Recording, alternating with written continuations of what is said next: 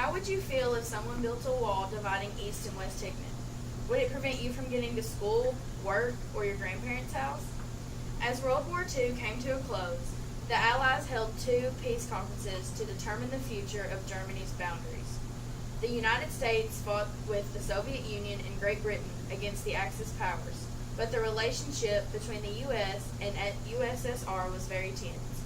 These tensions and the scare of communism led to the Cold War. This war was a war of outdoing in terms of weaponry. During the Cold War, tensions were also high between the Soviet Union and Germany. East Berlin was under Soviet government as communist, and the West was under control of the Allies as capitalist.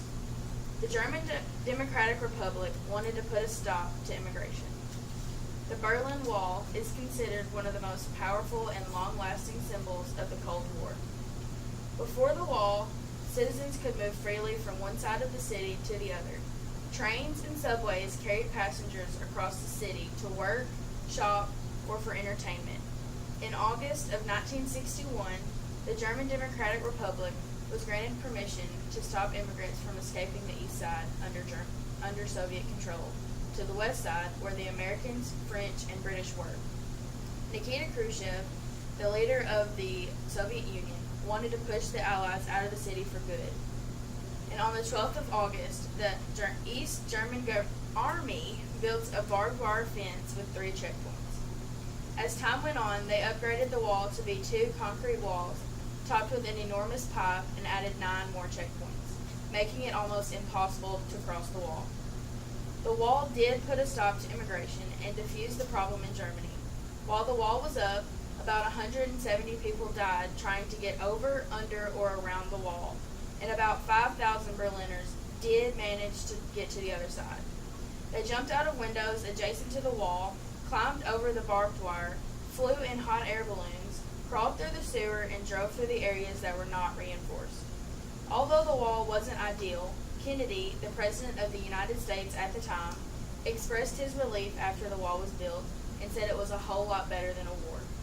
The new President of the United States, Ronald Reagan, gave a speech on June 12, 1987, challenging the new leader of the Soviet Union, Mikhail Gorbachev, to tear down the wall. In the late months of 1989, the Cold War was ending. On November 9, 1989, East Germany announced that their relationship had changed with the West, so later that day, the wall was destroyed. Citizens of East and West Berlin flooded the wall, drinking and chanting. More than 2 million people from the East visited the West to celebrate. They brought pickaxes and hammers to chip away at the wall themselves. The fall of the Berlin Wall was set the scene for the reunification of Germany, which was officially announced almost a year later on October 3, 1990. The Berlin Wall stopped immigration and settled the tension between Germany and the Soviet Union. It was a successful, powerful symbol of suppression.